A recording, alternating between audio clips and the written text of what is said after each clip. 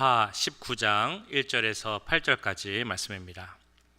사무엘하 19장 1절부터 8절까지의 말씀 우리 한 절씩 교독하시고 마지막 절 8절은 함께 읽도록 하겠습니다.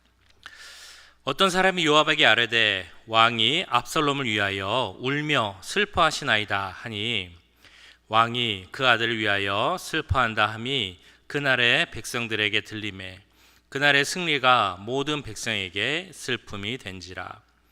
그날의 백성들이 싸움에 쫓겨 부끄러워 도망함 같이 가만히 성읍으로 들어가니라.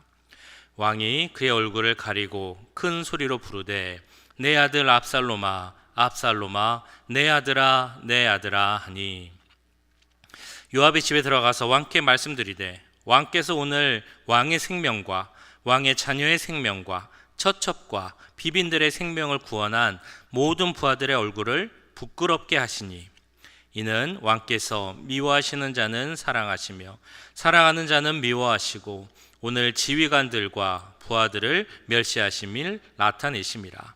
오늘 내가 깨달으니 만일 압살롬이 살고 오늘 우리가 다 죽었다면 왕이 마땅히 여기실 뻔하였나이다.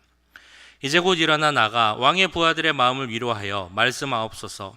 내가 여호와를 두고 맹세하옵나니 왕이 만일 나가지 아니하시면 오늘 밤에 한 사람도 왕과 함께 머물지 아니할지라. 그리하면 그 화가 왕이 젊었을 때부터 지금까지 당하신 모든 화보다 더욱 심하리라 하니 왕이 일어나 성문에 앉음에 어떤 사람이 모든 백성에게 말하되 왕이 문에 앉아 계신다 하니 모든 백성이 왕 앞으로 나아오니라. 이스라엘은 이미 각기 장막으로 도망하였더라. 예전에 상당히 예전인 것 같은데요. 신문에 이런 기사가 한번 난 적이 있습니다. 어떤 절도죄를 많이 지어서 감옥에 갇힌 그 절도범을 인터뷰를 한 겁니다. 그래서 그 기자가 뭐라고 물어봤냐면, 아니 당신은 왜 이렇게 계속해서 절도죄를 지어서 감옥에 계속 갑니까? 이제 정신을 좀 차리고 그만 그 절도죄를 짓고 제대로 살면 좋을 텐데 왜 그 죄에서 벗어나지 못합니까? 라는 질문을 했습니다. 그 질문을 듣고 이 절도범이 이렇게 답을 했답니다. 이건 다 나의 어머니 때문입니다 라고 이야기를 했습니다. 이 절도범이 그 죄의 그 탓을 어머니에게로 돌린 데는 이런 사정이 있었습니다. 그 집이 어렸을 때부터 아주 가난한 집이었습니다. 그래서 제대로 끼니를 때우지 못하고 배를 굶은 적이 많이 있었는데요. 근데 이 절도범이 어렸을 때, 이제 소년일 때 그 옆 가게에서 계란, 달걀을 하나, 두 알 이렇게 몰래 훔쳐온 겁니다. 그러면 그 어머니가 그걸 보고 어떻게 했냐면 그냥 모른 척하고 그 달걀을 요리를 해서 계란 프라이를 해서 이제 그 아들한테 요리를 해서 주었다는 거죠. 물론 이 어머니는 이 달걀이 정상적인 통로를 통해 돈을 주고 구입을 해서 온 게 아니라는 것을 알았지만 그거 상관없이 그냥 해서 아무 말 않고 먹게 해줬다는 겁니다. 이 절도범은 그것을 원망한 거예요. 만약에 그때 어머니가 그 달걀을 그냥 요리해 주지 않고 이건 잘못된 거다 라고 나를 한마디만 혼내줬어도 내가 지금 여기 이러고 있진 않을 텐데 라는 그런 후의 말이었습니다. 이 절도범의 말이 맞을까요? 누구의 잘못입니까? 절도범이 이렇게 된 데에는 누구의 잘못이 더 클까요? 아무리 어머니 탓을 하겠지만 그래도 일단 잘못은 이 절도범 본인에게 있다라고 할 수 있을 것입니다. 계란을 훔쳐 먹는 것이 잘못이다 라는 것을 설사 어렸을 때는 몰랐다 할지라도 크면서 그게 잘못이라는 것을 알게 되었을 것이고 그만 그 일을 할 수 있는 기회도 있었을 텐데 그가 그렇게 고치지 못하고 그 죄를 계속 지었기에 그 모든 죄악을 어머니 탓으로만 돌릴 수는 없을 것입니다. 그럼에도 어머니 탓도 분명 있다라고 볼 수 있겠죠. 자녀가 잘못된 행동을 했으면 그것을 가르치고 바르게 훈육하는 것이 어머니와 부모님의 도리였는데 그것을 제대로 못했다라는 것입니다. 그런 의미에서 보면 어머니의 잘못이 분명히 있다라고 할 수 있을 것입니다. 근데 또 어머니를 탓하기만도 조금 애매하기도 하죠. 그 자녀가 배가 고파 있는데 쫄쫄 굶고 있는데 그 달걀을 하나 가져왔으면 그 달걀을 후라이해서 요리를 해서 먹이고 싶은 것이 또한 엄마의 마음이기도 할 것입니다. 물론 그게 잘했다라는 것은 아니지만 그런 마음을 이해할 수도 있겠다라는 그런 의미입니다. 많은 설교자들이 설교하는 주제 중에 하나가 바로 이 선택의 문제입니다. 우리가 삶을 살아갈 때 어떤 선택을 어떻게 할 것인가, 이것은 우리가 갖고 있는 중요한 주제 중에 하나죠. 그래서 많이 인용되는 이런 말도 있습니다. 어떤 철학자가 한 말인데요, 우리 인생은 B와 D 사이의 C이다 라는 말입니다. 혹시 들어보셨습니까? B와 D 사이의 C이다. 어떤 단어의 첫 글자일까요? 우리 인생은 B, birth, 탄생, 출생과 D, 무엇이죠? death, 죽음 사이의 C, choice, 선택이다. 우리의 인생은 곧 선택의 삶이다 라는 그런 의미입니다. 우리는 살면서 매일매일 정말 많은 선택의 순간을 만납니다. 누가 봐도 쉽게 선택할 수 있는 그런 선택의 문제도 있겠지만 참 애매하고 복잡한, 결정하기 어려운 그런 선택들도 분명 만납니다. 이 어머니의 경우에도 그랬을 거예요. 처음 그 아들이 달걀을 훔쳐온 것을 보고 그 마음속에 고민이 됐겠죠. 이 아이가 배고프고 그래도 이 아이를 호되게 혼내서 다시는 이런 일을 못하게 할까라는 마음과, 또 다른 한편으로는 이 아이가 이렇게 배고픈데 이거 한번 해준다고 뭐 큰 문제가 생길까라는 마음이 같이 있었을 것입니다. 이 아들도 고민을 했겠죠. 선택의 순간이 분명히 있었을 것입니다. 내가 이렇게 다른 사람의 물건을 계속 훔치고 사는 것이 맞는 일인가? 맞지 않지만 어쩔 수 없는 거 아닌가라는 생각과, 내가 힘들더라도 이걸 멈추고 다른 삶을 살아야 하는 것은 아닌가라는 그 선택의 순간이 분명히 있었을 것입니다. 어떤 선택을 하느냐, 그 선택에 따른 삶을 그 선택한 사람은 살게 됩니다. 오늘 본문에서도 두 사람의 두 가지 선택에 대한 말씀이 나옵니다. 근데 이 선택은 매우 복잡한 상황입니다. 그리고 개인적인 혼자서만 선택할 수 있는 상황도 아니고 여러 사람과 여러 복잡한 상황이 같이 얽혀매여 있는 복잡한 상황에서 해야 하는 그런 선택입니다. 첫 번째 선택은 다윗의 선택인데요, 다윗은 지금 아주 힘들고 어려운 상황을 만나고 있습니다. 다윗 인생에 있어서 최대의 고비이자 환난이라고 할 수 있는 그 아들 압살롬의 반역이 일어난 상황입니다. 또 우리가 18장에서 보았던 것처럼 압살롬과의 전쟁은 결론이 납니다. 마무리가 되죠. 다윗의 군대가 승리를 하게 되었고 압살롬은 잡히게 되었고 이 다윗의 군대 장관이었던 요압이 압살롬을 죽입니다. 그래서 일단락이 되게 됩니다. 다윗의 군대가 승리를 하고 다시 예루살렘으로 돌아오게 되는 겁니다.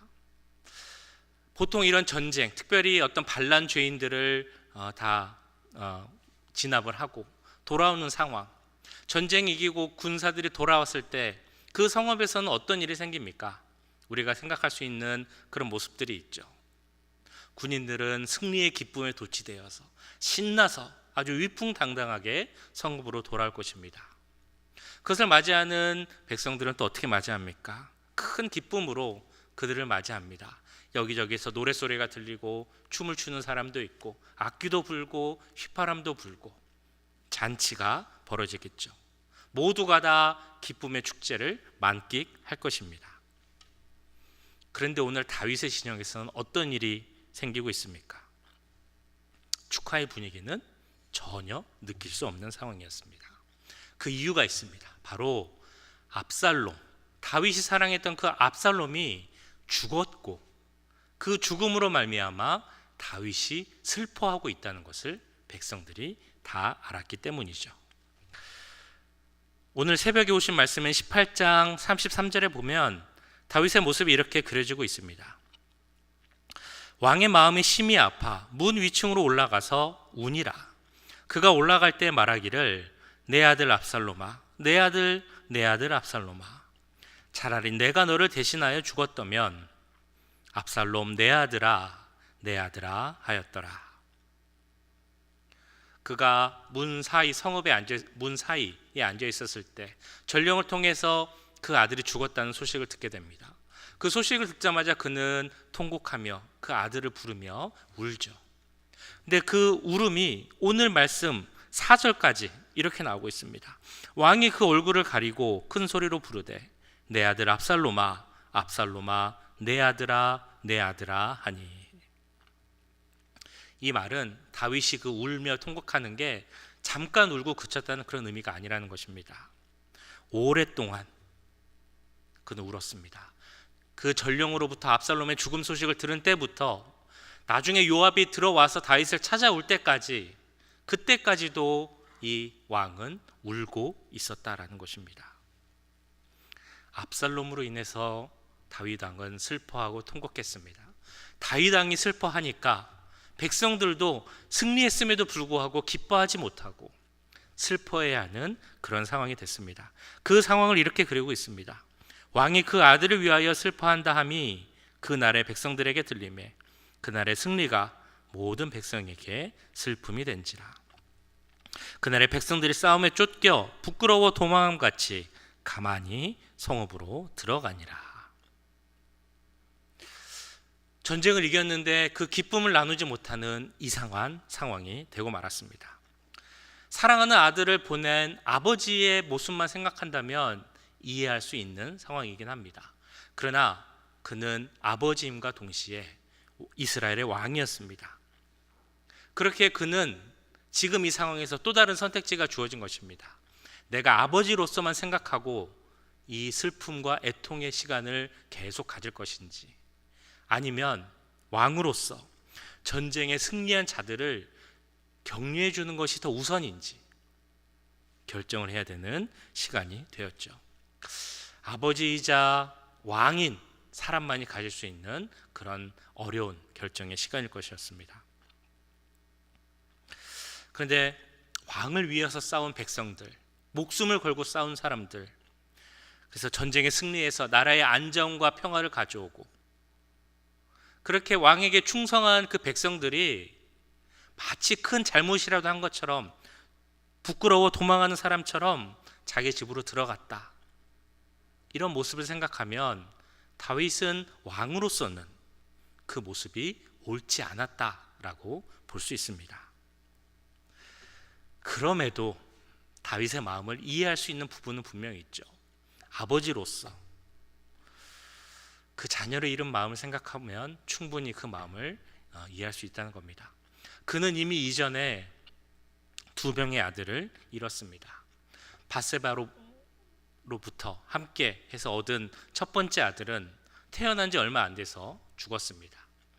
첫 아들이 장자였던 암논은 또 다른 아들 형제에 의해서 살해당했습니다. 그런데 이번에 또 사랑하는 아들인 압살롬, 그가 세 번째로 또 죽게 된 것입니다. 자녀를 잃게 되면, 자녀를 먼저 보내게 되면 그 마음의 상처는 평생 안고 간다라는 이야기가 있죠. 그런데 다윗의 마음속에 세 개의 큰 부담, 짐이 생기게 된 것입니다. 얼마나 그 마음이 아프겠습니까? 그리고 이 다윗의 아픔에는 단순히 자녀들이 먼저 죽었다라는 그 아픔만 있는 것은 아닙니다. 다윗이 이렇게 슬퍼할 수밖에 없는 이유는 그 아들들의 죽음, 그것이 바로 나의 죄에서부터 시작했다라는 죄책감이 있었기에 다윗은 더 슬퍼할 수밖에 없었던 것입니다.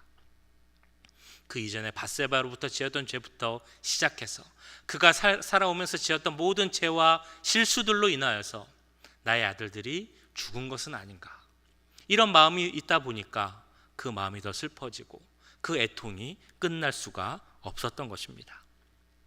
그런 마음이 모아져서 나온 그 부르짖음이 무엇입니까? 내 아들 압살롬아, 내 아들 압살롬아, 차라리 내가 너를 대신해서 죽었더라면. 압살롬아, 압살롬아, 이런 부르짖음이 있었던 것입니다. 그 슬픈 통곡에는 그런 애통함, 죄책감, 이런 것들이 포함되어 있었습니다. 근데 이것은 아마도 다윗만 알았던 것 같습니다. 그의 가까운 신하, 부하, 또한 백성들, 그 중에서 그 아픔을 아는 사람들은 없었던 것 같습니다. 자, 그런데 이 사무엘하 19장, 또 그 전에 18장, 17장 보시면 이 사무엘과 압살롬에 대한 이야기, 그 아들이 아버지를 반역하는 슬픈 이야기, 아들이 죽는 이야기, 또 그 죽은 아들로 인해서 괴로워하는 아버지 다윗 왕의 이야기, 그런 이야기가 참 길게 나옵니다. 왜 성경은 이런 아파하는 아버지 다윗의 모습을 이렇게 길게 자세하게 이야기하고 있는 것일까요? 이 많은 구절을 통해 우리에게 말씀하고자 하시는 하나님의 뜻은 무엇이 있을까요? 다윗이 왕으로서는 부족한 자였다라는 것을 보여주기 위함일까요? 아니면 그가 공과 사를 구분하지 못하는 그런 약점이 있었다, 이것을 보여주기 위함일까요? 이 본문을 통해 우리가 알아야 하는 것이 있습니다. 그것은 바로 여기 나타나는 다윗 왕의 모습이 바로 우리를 향한 하나님의 모습이라는 것입니다. 압살롬을 향한 다윗의 마음이 바로 우리를 향한 하나님의 마음이라는 것입니다. 우리 죄로 말미암아 슬퍼하시는 하나님의 모습, 그리고 하나님을 떠나고 따르지 않는, 그런 돌아오지 않는 자녀들을 향한 하나님의 끊임없는 그 마음, 찾고자 하시는 마음을 보여주기 위함입니다. 그런 마음을 에스겔 18장에서는 이렇게 표현하고 있습니다. 주 여호와의 말씀이니라. 내가 어찌 악인이 죽는 것을 조금인들 기뻐하랴. 그가 돌이켜 그 길에서 떠나 사는 것을 어찌 기뻐하지 아니하겠느냐. 우리가 그토록 반역하고 우리가 그토록 죄를 지어도 하나님은 우리가 그로 인해 멸망당하는 것을 기뻐하지 않으신다라는 사실입니다. 그 반대죠. 모든 죄인들이 죄를 회개하고 돌이켜 하나님께로 돌아오기를 지금도 기다리고 계신다라는 것이 하나님의 심정이라는 것입니다. 우리가 죄인임에도 내가 저들을 살리기 위해선 내가 저들을 대신해서 대신 죽겠다라는 것이 바로 우리 하나님의 마음입니다. 그리고 그를 위해서 사랑하는 아들 예수 그리스도를 우리에게 보내주신 것이 바로 우리 하나님의 마음임을 잊지 말아야 할 것입니다. 그래서 에스겔서 18장에서는 또한 이렇게 말씀하고 있습니다. 주 여호와의 말씀이니라. 죽을 자가 죽는 것도 내가 기뻐하지 아니하노니 너희는 스스로 돌이키고 살지니라. 이 말씀을 좀 기억하면 좋겠습니다. 너희는 스스로 돌이키고 살지니라. 오늘 말씀, 이 사무엘하에 나오는, 길게 나오는 이 말씀을 통해, 이런 다윗의 모습을 통해 하나님의 마음을 알아가는 우리가 되기 원합니다. 그 다윗의 모습을 통해 압살롬처럼 악한 자라도 돌아오기를 기다리는 그 마음, 그런 마음이 우리를 향한 하나님의 마음임을 기억하고, 그것을 알면서도 지금도 온전한 삶을 살지 못하는 그런 우리에게 주시는 말씀, 너희는 돌이키고 살지니라. 그 말씀을 기억하는 우리 모두가 되기를 간절히 소원합니다. 자, 다윗의 이러한 모습, 선택의 시간이 있었다면 또 다른 중요한 사람인 요압의 그런 선택의 시간이 있습니다. 이런 다윗의 모습, 아까 말씀드렸던 것처럼 슬퍼하는 모습은 봤지만 그 마음속을 이해하는 사람들은 거의 없었던 것으로 보입니다. 그 중에 한 명이 바로 요압이었죠. 1절에 보시면 한 사람이 이런 다윗의 모습과 이스라엘의 분위기를 요압에게 이렇게 말을 합니다. 어떤 사람이 요압에게 아뢰되 왕이 압살롬을 위하여 울며 슬퍼하시나이다 하니.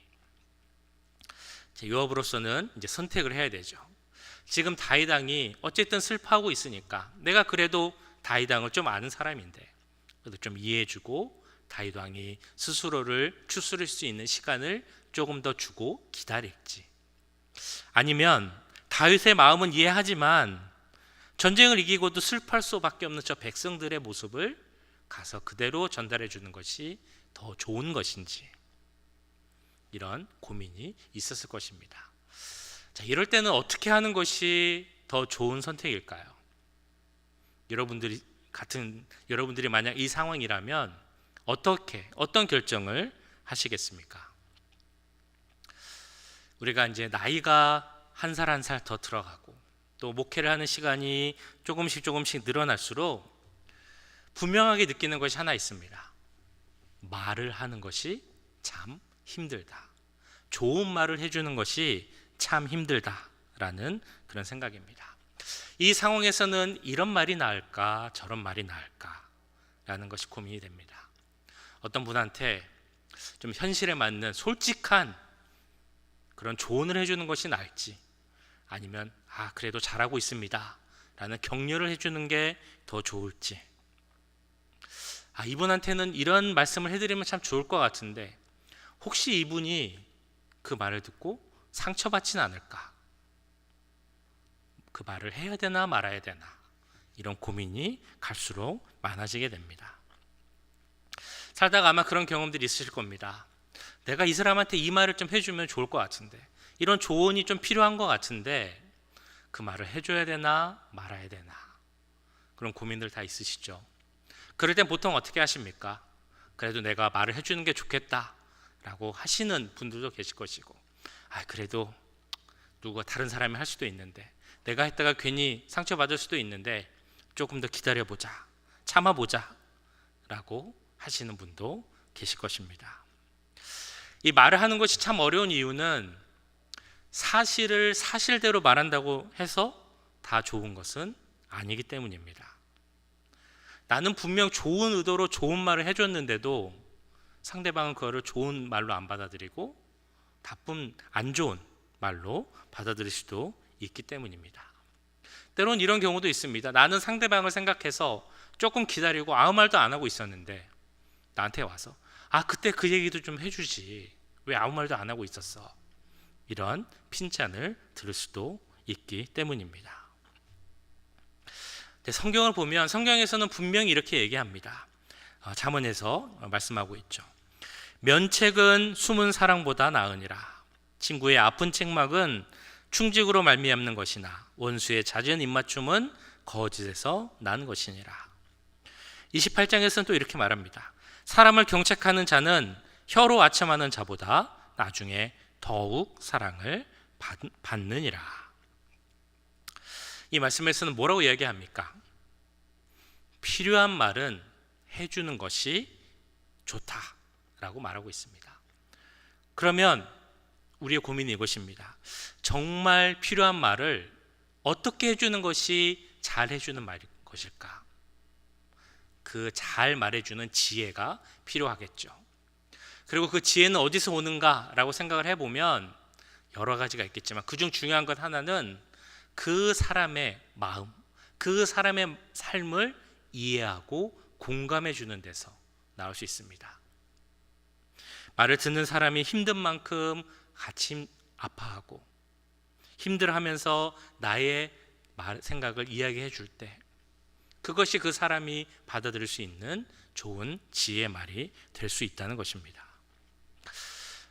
이런 이해에서 우리가 요압의 말을 보면 요압은 과연 그런 상대방이 좋은 의도로 받아들일 수 있는 지혜로운 공감의 마음으로 전하는 그런 말이었을까요? 하나님의 마음을 전해주는 그런 충고의 말이었을까요? 요압은 성읍에 들어가자마자 다윗을 찾아갑니다. 그리고 다윗에게 이렇게 말을 하죠. 5절에서 7절 말씀인데요, 우리가 세 번역으로 한번 읽어보도록 하겠습니다. 마침내 요압이 집으로 왕을 찾아가서 항의하였다. 임금님, 모든 부하가 오늘 임금님의 목숨을 건지고 임금님의 아들들과 딸들의 목숨도 건지고 모든 왕비의 목숨과 후궁들의 목숨까지 건져드렸습니다. 그런데 임금님께서는 오히려 오늘 부하들을 부끄럽게 만드셨습니다.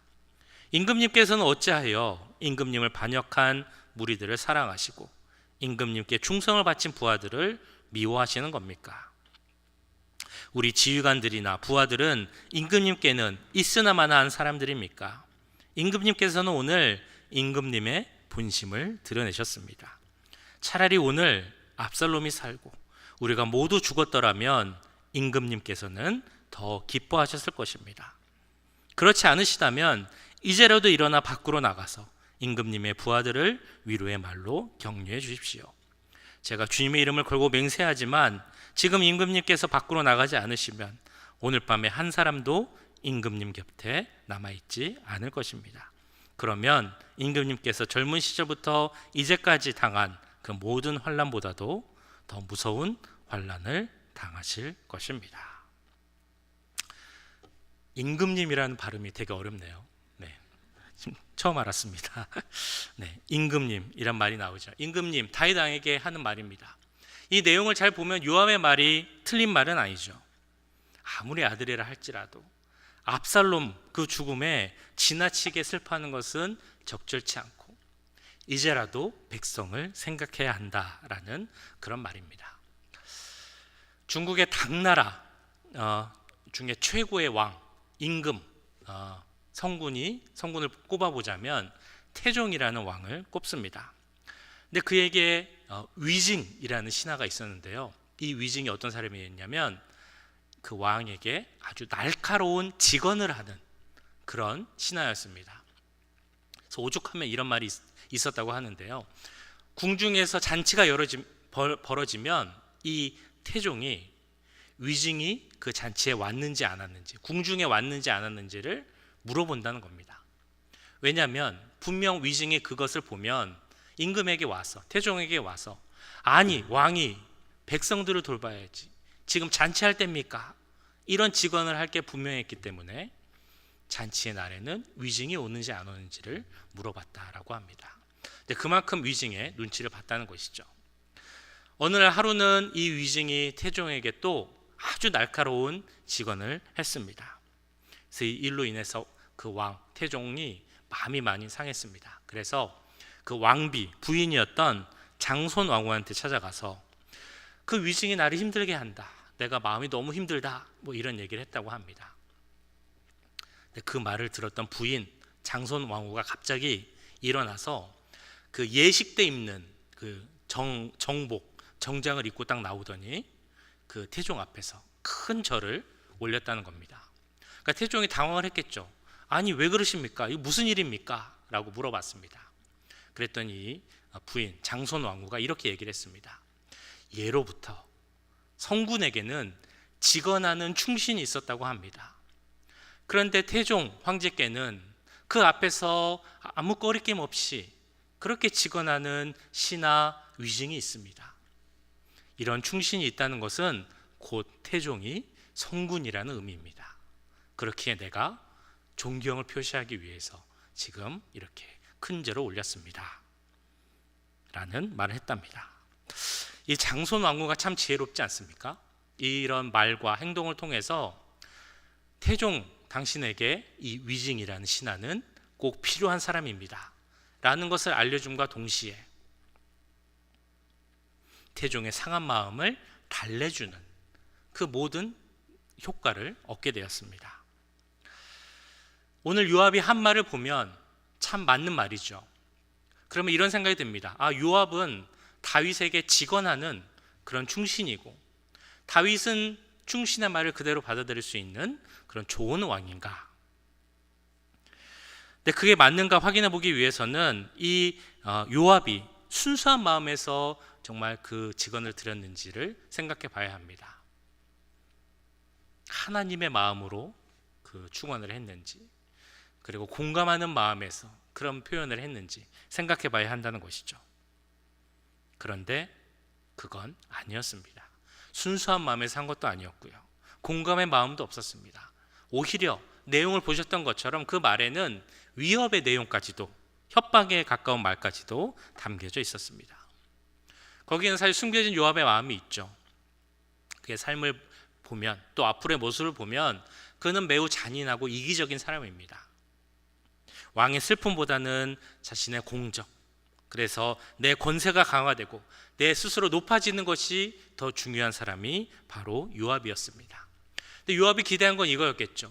전쟁을 이기고 반란군을 다 진압하고 돌아오면 백성들이 크게 기뻐하고 잔치하고 그 전쟁을 이끌었던 요압 자신을 환영해주고, 그리고 그 모든 영광과 축하가 요압에게 오기를 바라고 있었을 것입니다. 그런데 왕이 슬퍼하니까 백성들도 다 슬퍼하고 축하고 영광이고 아무것도 없었던 것이죠. 그래서 그는 그것을 참지 못하고 왕에게 가서 이야기한 것입니다. 다윗을 존중하는 마음도 없었고 다윗의 슬픔을 공감하는 마음도 없었고 비극을 마음으로 품어줄 수 있는 그런 의도도 없었던 것입니다. 충언이라기보다는 자신의 유익을 위한 그런 말이었을 뿐입니다. 요압은 그런 의도에서 말을 했지만 그럼에도 다윗은 그 말을 받아들입니다. 8절에 나오는 말씀이죠. 왕이 일어나 성문에 앉음에 어떤 사람이 모든 백성에게 말하되 왕이 문에 앉아 계신다 하니 모든 백성이 왕 앞으로 나아오니라. 이스라엘은 이미 각기 장막으로 도망하였더라. 요압의 말을 들은 다윗은 또 다른 선택의 순간을 맞이합니다. 계속 방에 엎드려 울며 슬퍼할지, 아니면 이제 슬픔을 다 버리고 그 자리를 박차고 일어서서 백성들에게 나아가서 모습을 보여주고 백성들에게 그 승리를 격려하는 일을 할지. 다윗의 선택은 어떤 것이었습니까? 이제는 백성들을 위해 일어나자라고 선택을 합니다. 그리고 일어나 성문에 가서 앉게 되죠. 성문은 그 성 전체를 대표하는 의미가 있습니다. 그 지도자가 새로운 성에 가서 그 성문에 앉았다라는 것은 내가 이 성읍을 점령하였고 내가 이곳을 다스린다라는 그런 의미가 있습니다. 그래서 다윗이 성문에 앉았다라는 것은 백성들에게 자신의 모습을 보여줬다라는 의미가 있음과 동시에 내가 이제 왕으로서 마음을 다잡고 하나님이 내게 주신 그 사명을 다하겠다라는 의미도 있다라고 볼 수 있습니다. 다윗은 이제 슬픔을 멈췄습니다. 다윗은 성문 앞으로 나가서 전쟁에서 돌아온 승리한 그 군사들, 백성들을 격려하고 축하하였습니다. 그리고 이제 그 잃어버렸던 자신의 왕권을 회복하기 위한 일들을 이제 앞으로 해나가게 됩니다.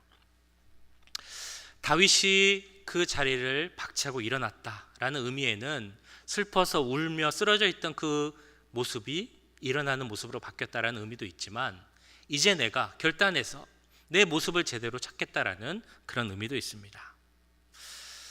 그러니까 그가 일어났던 이유는 요압이 협박하는 말 때문에, 거기서 위협을 느꼈기 때문에 일어났던 것은 아닙니다. 다윗도 요압이 어떤 사람인지를 알고 있었다는 것이죠. 그의 속내를 뻔히 알고 있었을 것입니다. 그럼에도 그 말을 듣고 일어난 것은 그 요압의 말을 하나님께서 주시는 말씀으로 받았기 때문입니다.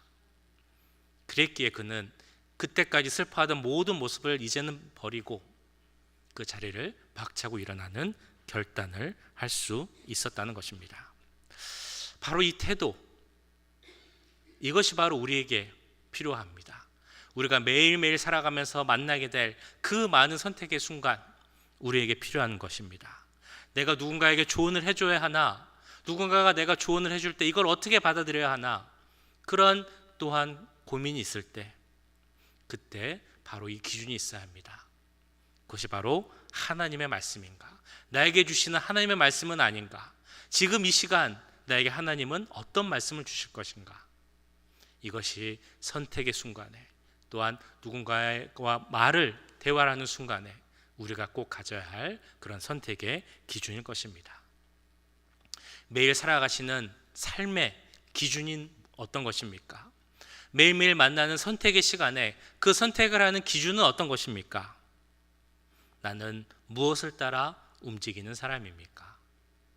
다른 어떤 것이 아닌 하나님께 의지하고 그 말씀을 기준하여서 선택하는 우리 모두가 되시기를 간절히 축원합니다. 네, 오늘 잠깐 기도하면 좋겠는데요. 우리 기도하기 전에 아까 불렀던 찬양 주 나의 모습 보내 찬양하고 같이 기도하도록 하겠습니다.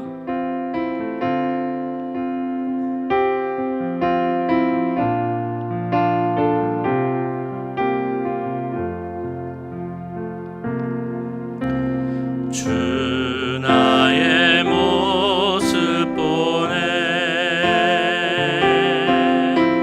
상한 나의 맘 보시네 주 나의 눈물 안에 홀로 울던 맘 마시네 주 사랑 내게 있네 주 사랑 내게 있네 그 사랑이 날 채우네 주내 내게 있네 그대로 날 채우네 세상 소망 다 사라져 가도 주의 사랑은 끝이 없으니 살아가는 이 모든 순간이 주의 힘을 나는 세상 소망 다 사라져 가도 세상 소망 다 사라져 가도 주의 사랑은 끝이 없으니 살아가는 이 모든 순간이 주의 힘을 나는 믿네.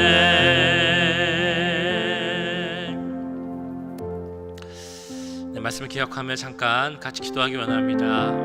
우리를 향한 순간순간 주시는 하나님의 마음, 하나님의 사랑, 그 은혜를 기억하는 우리가 되게 하시고 우리가 살아갈 때 여러 가지 선택의 순간, 고민과 결정의 순간 하늘을 바라보게 하시고 말씀에 의지하여서 그 뜻에 합당한 바른 선택을 하는 우리들이 되게 해달라고 이 시간 함께 기도하도록 하겠습니다. 사랑의 주님, 하나님의 말씀을 구합니다. 그 지혜를 구합니다. 주님 함께 주시옵소서. 주여, 오늘 다윗의 모습을 통해 하나님의 마음을 알고 원합니다. 그 마음을 통해 지금도 그 한 명이라도 죄인을 그 멸망을 기뻐하지 않으시고 돌아오신 하나님의 마음을 알게 해주십시오. 그리고 지금도 우리가 바르게 살아가길 원하는 하나님의 마음과 대해서 좀 설명해 하여 주시옵소서.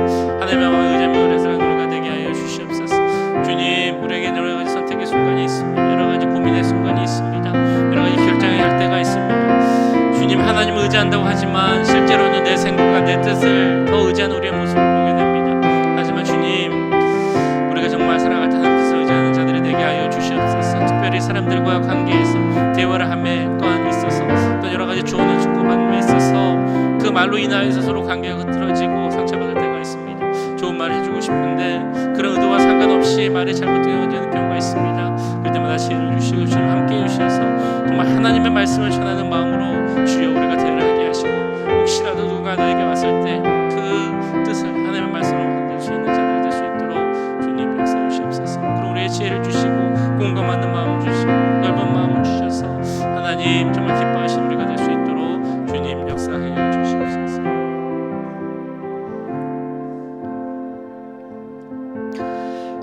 네, 한 번 더 기도하실 때 우리 김희철 목사님 위해서 한 번 더 기도하도록 하겠습니다. 오늘 시술 잘 끝나고 끝났는데 또 회복을 위하여서 또 우리가 계속 기도해야 될 줄 믿습니다. 온전한 회복과 앞으로 가슴 통증, 또 호흡의 문제, 또 여러 가지 그 신체의 약한 부분 문제들 생기지 않게 하시고 주님 은혜 가운데서 온전히 회복될 수 있도록 목회하는데 어려움 없을 수 있도록 온전한 회복을 우리 김희철 목사님께 허락해 달라고 이제 우리 한 번 더 기도하도록 하겠습니다.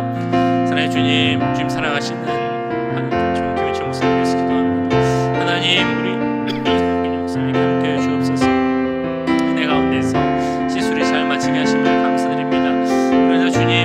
마치고 이렇게 또 다른 큰 치수를 두 번이나 해야 하는 것 정말 목사님이 너무 힘든 줄 압니다. 주여 목사님에게 함께해 주시옵소서. 힘을 더해 주시옵소서. 시술이 잘 마쳤지만 앞으로 회복의 과정이 너무나 중요한 줄 압니다. 주여 우리 목사님에게 함께하셔서 문제도 회복을 허락하여 주시옵소서. 우중도 사라지게 하시고 호흡의 문제도 사라지게 하시고 모든 약한 부분도 강함을 허락하여 주시옵소서. 하나님 정말 치유 회복 허락하여 주시옵소서. 깨끗하게 낫게 해 주시옵소서. 내년보다 더 건강을 가지게 하시고 목회하는데 아무런 문제가 없을 수 있도록 주님 함께하여 주시옵소서.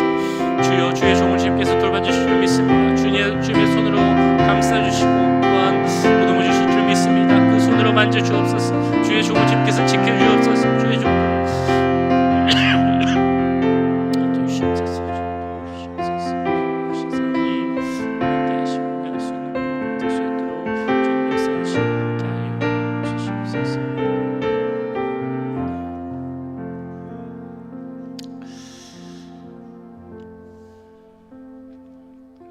사랑의 주님, 이 시간 다윗과 그 압살롬 또한 요압의 모습을 보면서 우리가 선택의 순간 어떻게 해야 하는지를 주 앞에 기도하며 나아갑니다.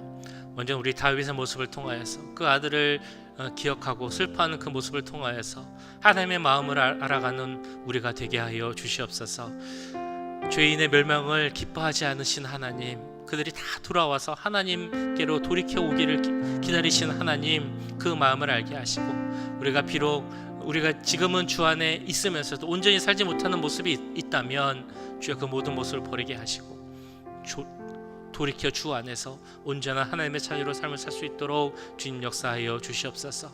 우리가 삶을 살아갈 때 매일매일 여러 가지 선택의 순간을 만납니다. 그때마다 하나님을 바라보게 하시고 그 말씀에 의지하고 그 말씀에 기준하여 살아가는 우리가 되기 원합니다. 특별히 사람들과의 관계에서 어려움을 겪을 때가 있습니다. 좋은 의도로 좋은 말을 해줄 때도 상처를 입을 때가 있고 또 상대방의 말로 인하여서 내가 어려움을 겪을 때도 있습니다.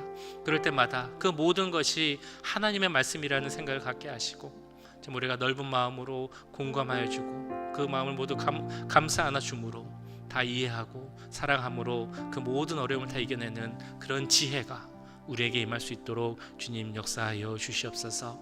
우리 사랑하는 주의 자녀들 이제 예배를 마치고 돌아갑니다. 주님 돌아가는 발걸음 지켜주시고 오늘 밤도 평안한 주식 허락하시고 내일 하루도 주님과 동행하는 귀한 삶이 될 수 있도록 인도하여 주시옵소서.